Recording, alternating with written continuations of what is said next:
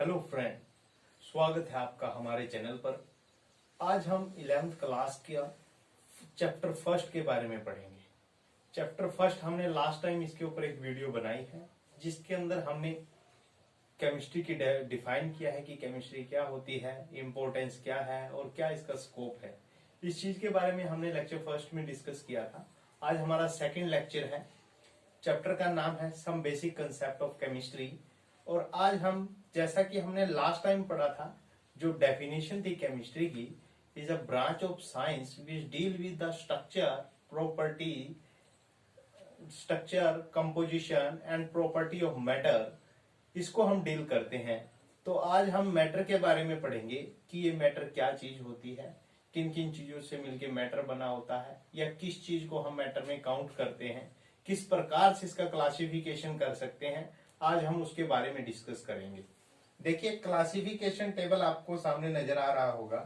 ये मैंने क्लासिफिकेशन ये आपकी बुक में दिया गया है। जनरली हम मैटर को क्लासिफाई कैसे करते हैं वो एक बार थोड़ा सा इसको जान लेते हैं, फिर मैं इसको डिफाइन करना आपको सिखाऊंगा कि कैसे आपने हर एक टर्म को डिफाइन करना है, किस तरह ये टर्म बनी होती है। ठीक है, तो देखिए, सबसे पहला है कि मैटर जो है उसको हमने दो तरह से क्लासिफाई किया है। एक है फिजिकल क्लासिफिकेशन, एक है केमिकल क्लासिफिकेशन।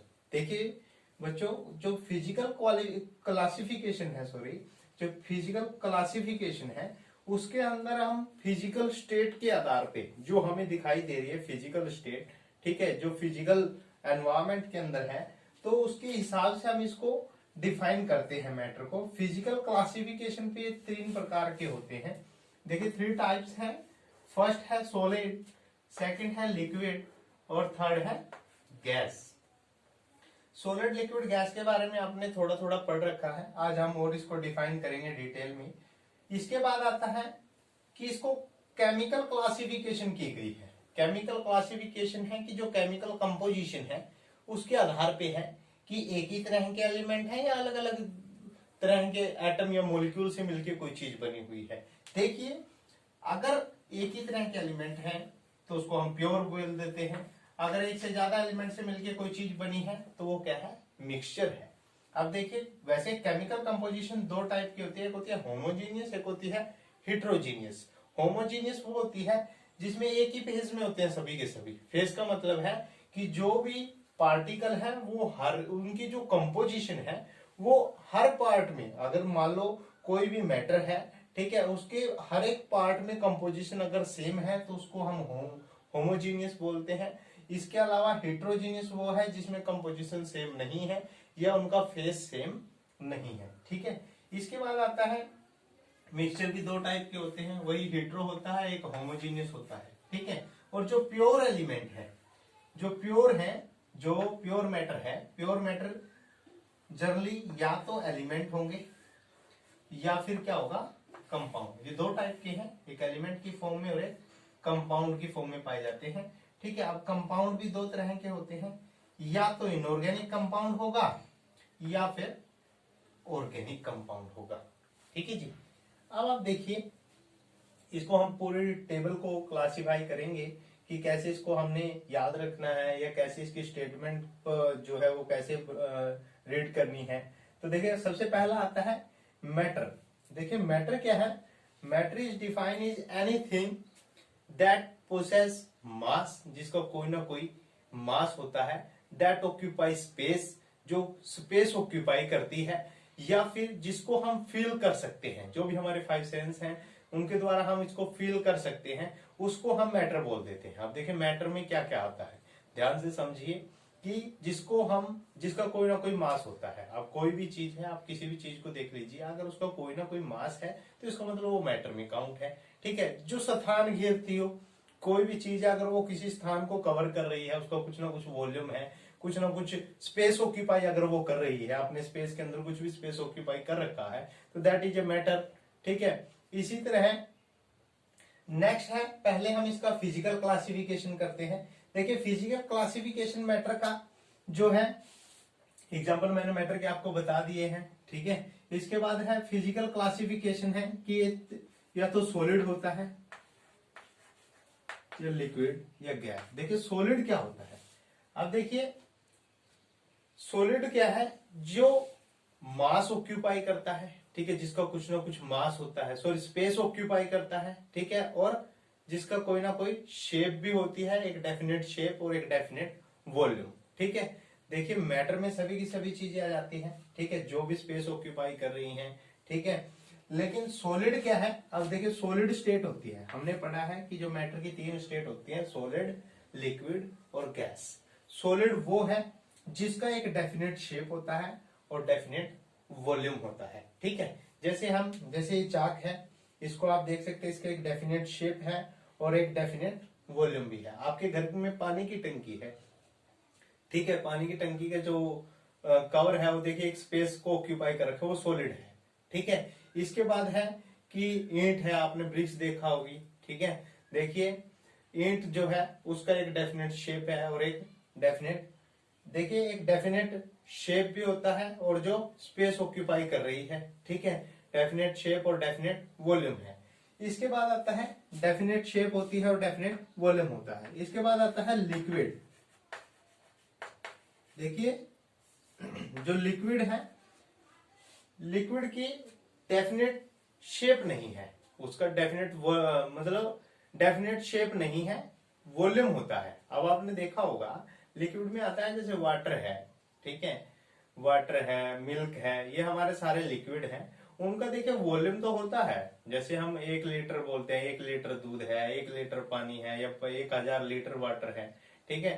तो देखिए उनका वॉल्यूम तो है, लेकिन उनका जो है शेप नहीं है, एक डेफिनेट शेप नहीं होता है, ठीक है।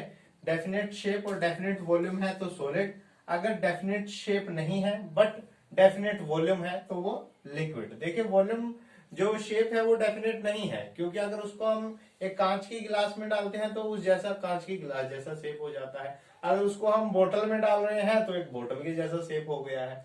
तो यानी कि जो लिक्विड होते हैं उनका क्या है, डेफिनेट शेप नहीं है बट डेफिनेट वॉल्यूम, ठीक है। इसके बाद आता है गैस।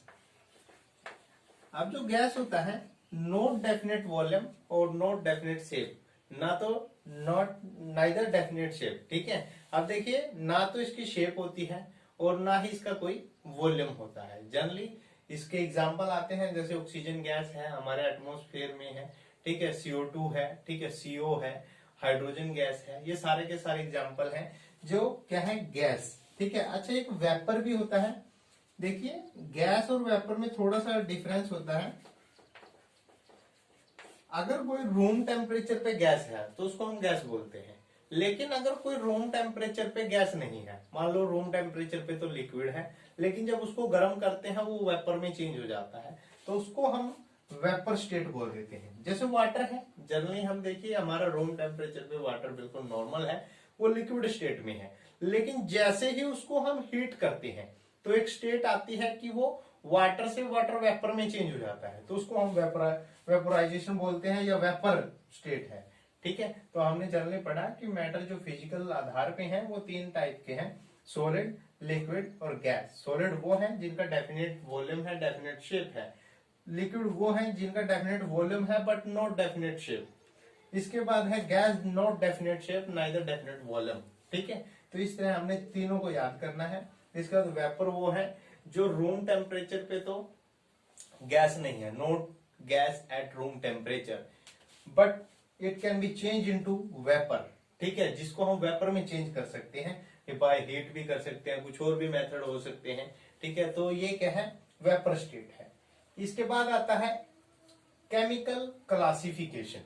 देखिए ये फिजिकल क्लासिफिकेशन है, आपने इनका डेफिनेशन, सारा डेफिनेशन आपकी बुक में दिया गया है, आप डेफिनेशन को अच्छे से करिए। अच्छा थोड़ा सा और मैं आपको बता दूं कि सॉलिड में ना, देखिए सॉलिड की एक पहचान होती है, इसके जो पार्टिकल हैं वो बिल्कुल पास पास होते हैं, ऐसे पार्टिकल पास पास होने की वजह से इनका कोई ना कोई शेप होता है, ठीक है, बिल्कुल पार्टिकल पास पास है, इसी की वजह से इनका क्या है, एक डेफिनेट शेप है और डेफिनेट वॉल्यूम है। जैसे इसके चाक है, इसके पार्टिकल की बिल्कुल पास पास है, एक डेफिनेट शेप है इसका और एक डेफिनेट वॉल्यूम है।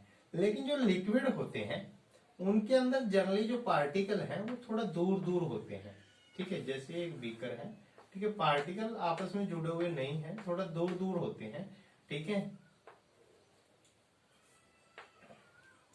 इसके बाद है कि इसी प्रकार गैस है। गैस क्या होता है, जिसके पार्टिकल जो है वो काफी दूर दूर होते हैं, इसके जो पार्टिकल हैं वो काफी दूर दूर होते हैं, ठीक है। इसका कोई भी डेफिनेट शेप या डेफिनेट वॉल्यूम नहीं होता है, ठीक है। देखिए नोट, इसका डेफिनेट शेप डेफिनेट वॉल्यूम है, इसका डेफिनेट शेप नहीं है बट डेफिनेट वॉल्यूम होता है। Note definite shape neither definite volume, ठीक है। तो ये हमारे पास तीन स्टेट हैं, इनको आपने याद रखना है, ठीक है। इसके बाद आता है केमिकल क्लासिफिकेशन। देखिए केमिकल क्लासिफिकेशन में क्या है कि जो केमिकल क्लासिफिकेशन है उसके आधार पे दो तरह का हो सकता है, या तो हेट्रोजीनियस, ठीक है। अब देखिए केमिकल क्लासिफिकेशन है मैटर का, ठीक है। केमिकल आधार पे चलो हम इसको ऐसे पढ़ लेते हैं, एक तो या तो प्योर होंगे, ठीक है। तो प्योर का क्लासिफिकेशन पहले हम कर लेते हैं। प्योर का क्लासिफिकेशन है कि या तो एलिमेंट होंगे, या तो एलिमेंट होंगे। अब देखिए एलिमेंट क्या है, एलिमेंट डिफाइन एज एक ऐसी एलिमेंट क्या है जिसके अंदर जो पार्टिकल है, देखिए सबसे छोटी यूनिट होती है एलिमेंट, जो एक ही तरह के पार्टिकल से बनी होती है। वो पार्टिकल एटम भी हो सकते हैं, मॉलिक्यूल भी हो सकते हैं, ठीक है। यानी एलिमेंट क्या है, एलिमेंट क्या है, एक smallest unit that can be formed with the same type of atom या मॉलिक्यूल, जो सेम टाइप ऑफ एटम या मॉलिक्यूल से बने होते हैं, ठीक है। उसको हम क्या बोल देते हैं, एलिमेंट, ठीक है। एलिमेंट में हमारे पास सारे के सारे मॉलिक्यूल एक ही तरह के होंगे। मान लो जैसे हम कार्बन की बात करते हैं तो इसमें सारे के सारे कार्बन के ही एटम होंगे, ठीक है। उसमें फिर दूसरा कोई भी एटम मिक्स नहीं होगा, यानी ये एक प्योर फॉर्म है जिसके अंदर एक ही तरह के एटम या मॉलिक्यूल होते हैं, ठीक है। इसके बाद आता है कंपाउंड। प्योर का जो सेकंड पार्ट है वो है कंपाउंड। अब देखिए कंपाउंड जो है,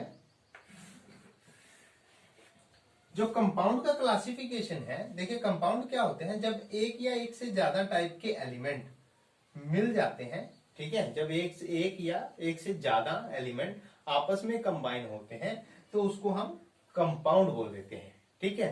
one and more than one element combine with each other to form a compound, वो एक कंपाउंड बना लेते हैं। यानी है ये प्योर फॉर्म ही, ठीक है, इसमें कोई भी मिक्सचर नहीं है, लेकिन एक तरह के एलिमेंट या एक से ज्यादा तरह के एलिमेंट जब आपस में कंबाइन होते हैं तो वो कंपाउंड, दोनों प्योर है, उनमें मिक्सचर नहीं है, ठीक है, तो वो क्या है, कंपाउंड बना लेते हैं, ठीक है। यानी एलिमेंट को ही कंबाइन करने से क्या बना है, कंपाउंड बना है। अब देखिए कंपाउंड जो है वो दो प्रकार के हो सकते हैं, एक होता है इनऑर्गेनिक और एक होता है ऑर्गेनिक। देखिए सबसे पहले ऑर्गेनिक क्या है, आप पढ़ते हैं कि हमें ऑर्गेनिक चीजें खानी चाहिए।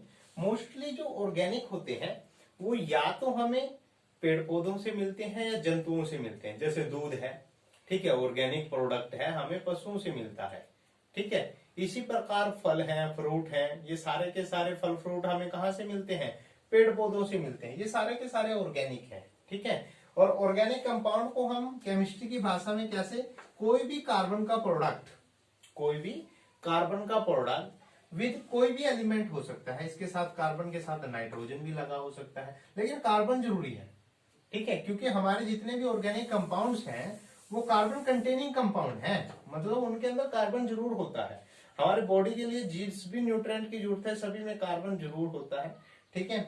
जैसे कार्बन के साथ नाइट्रोजन भी लगा हो सकता है, सल्फर भी हो सकता है, ऑक्सीजन भी हो सकता है, ठीक है, कुछ भी हो सकता है, तो वो जनरली कैसे हैं, ऑर्गेनिक कंपाउंड है, ठीक है। वो क्या है, ऑर्गेनिक कंपाउंड, यानी कार्बन के साथ हाइड्रोजन भी हो सकता है, हाइड्रोजन सबसे मैक्सिमम बार आपको दिखेगा, ठीक है। आगे जब हम ऑर्गेनिक केमिस्ट्री पढ़ेंगे, ऑर्गेनिक केमिस्ट्री के कुछ टॉपिक आएंगे हमारे पास, वहां पर हम इसके बारे में बहुत डिटेल में चर्चा करेंगे कि ऑर्गेनिक कंपाउंड कैसे होते हैं, ठीक है। इसके बाद है इनऑर्गेनिक कंपाउंड। देखिए इनऑर्गेनिक और ऑर्गेनिक कंपाउंड में थोड़ा सा डिफरेंस है। इनऑर्गेनिक कंपाउंड क्या है, देखिए ऑर्गेनिक कंपाउंड तो क्या है जिसमें कार्बन जरूर होना चाहिए, ठीक है, और कार्बन के अलावा कुछ और एलिमेंट भी साथ में हो सकते हैं, पर कार्बन जरूर होगा, लेकिन इसमें कार्बन कंपलसरी नहीं है। कार्बन के अलावा कुछ भी हो सकता है, ठीक है। कार्बन नहीं है, कार्बन के अलावा कुछ भी हो सकता है, ठीक है। वो सारे के सारे हमारे इनऑर्गेनिक कंपाउंड में आते हैं। जैसे हमारे इनऑर्गेनिक पेस्टिसाइड भी होते हैं, ठीक है। बहुत सी इनऑर्गेनिक कंपाउंड्स हैं जिसको हम अपनी डेली लाइफ में यूज भी करते हैं, ठीक है। इनके बारे में भी हम आगे आने वाले चैप्टर में बहुत डिटेल में चर्चा करेंगे कि इनऑर्गेनिक कंपाउंड कहाँ कहाँ यूज होते हैं, कैसे इनको प्रिपेयर किया जाता है, ठीक है। ये सारी की सारी चीजें हम पढ़ेंगे, ठीक है। नाइट्रोजन कंपाउंड के बारे में बहुत अच्छे से पढ़ेंगे, क्योंकि नाइट्रोजन कंपाउंड ही होते हैं जिससे हम फर्टिलाइजर्स वगैरह और ये जो पेस्टिसाइड हैं, जो दवाइयां हैं, इनके अंदर यूज करते हैं। इनऑर्गेनिक कंपाउंड से मोस्टली हम जो हमारी दवाइयां बनती हैं, जितनी भी मेडिसिन होती हैं, उनके अंदर हम इसका यूज करते हैं, ठीक है। ये तो था हमारा classification, chemical classification, pure chemical classification, जो प्योर मैटर होते हैं उनके बारे में था। अब हम करते हैं कि जो मिक्सचर होते हैं। अब देखिए, या तो मैटर प्योर होंगे या फिर मिक्सचर फॉर्म में होंगे, ठीक है। मिक्सचर क्या होता है?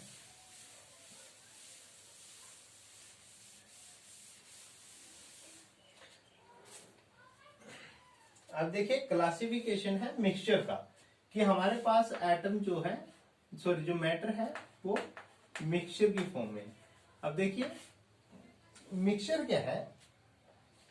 जब एक या एक से अलग अलग एलिमेंट, अलग अलग एटम कंबाइन होते हैं, ठीक है, या एक से ज्यादा कंपाउंड या एलिमेंट कंबाइन होते हैं, वो डिफरेंट तरह के एटम और मॉलिक्यूल हैं, जब कंबाइन होते हैं तो उसको हम मिक्सचर बोल देते हैं, ठीक है।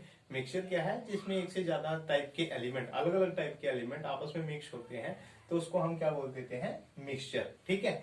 प्योर के अंदर क्या था? एक ही टाइप के एलिमेंट थे, ठीक है, या फिर एक से ज्यादा टाइप के एलिमेंट मिलके क्या है? कंपाउंड बनाते थे, ठीक है। लेकिन यहां पर मिक्सचर के अंदर एक से ज्यादा टाइप के एलिमेंट होते हैं, ठीक है, लेकिन वो डिफरेंट डिफरेंट टाइप के हो सकते हैं, उनकी कंपोजिशन अलग अलग हो सकती है, फेस अलग अलग हो सकता है, ठीक है। तो उसको हम क्या बोलते हैं? मिक्सचर बोल देते हैं, ठीक है जी।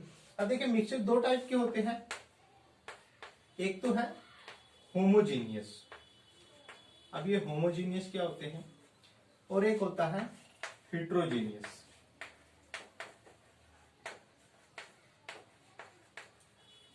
अब देखिए, होमोजीनियस क्या है? होमोजीनियस को हम डिफाइन करते हैं कि हमारे पास एक मिक्सचर है, लेकिन उसके अंदर जो पार्टिकल है उनका जो प्रोपोर्शन है वो सारे का सारा सेम है। मान लो ये कोई मेरे पास मिक्सचर है, ठीक है, इसके अंदर एटम मतलब डिफरेंट टाइप के एटम मॉलिक्यूल है, कोई छोटा है कोई बड़ा है, ठीक है, लेकिन जो प्रोपोर्शन है इसका, चाहे हम इतना पार्ट लें, चाहे हाफ पार्ट लें, चाहे पूरा लें, लेकिन जो कंपोजिशन है एलिमेंट्स का वो क्या है? सेम है। कंपोजिशन जो यहां पर है वही यहां पर है, वही सेंटर में है, वही यहां सरफेस पे है, ठीक है। यानी कंपोजिशन अगर सेम है तो इसका मतलब वो कैसा मिक्सचर है? होमोजीनियस मिक्सचर, ठीक है। लेकिन अगर कंपोजिशन सेम नहीं है, मान लो कुछ इस तरह का है, ठीक है, यहां तो एटम मॉलिक्यूल ज्यादा है, लेकिन यहाँ एटम मॉलिक्यूल का कंपोजिशन ऐसा नहीं है, यहाँ पर कुछ और कंपोजिशन है, यानी जहां कंपोजिशन क्या है? अलग अलग है, ठीक है। तो इसको हम बोलते हैं कि ये हेट्रोजीनियस है। ये कैसा है? हेट्रोजीनियस, ठीक है, यानी जिसमें कंपोजिशन सेम नहीं है, उसमें एक से ज्यादा फेस हो सकते हैं, डिफरेंट टाइप के फेस हो सकते हैं, तो इसको बोलते हैं हम हेट्रोजीनियस मिक्सचर, ठीक है।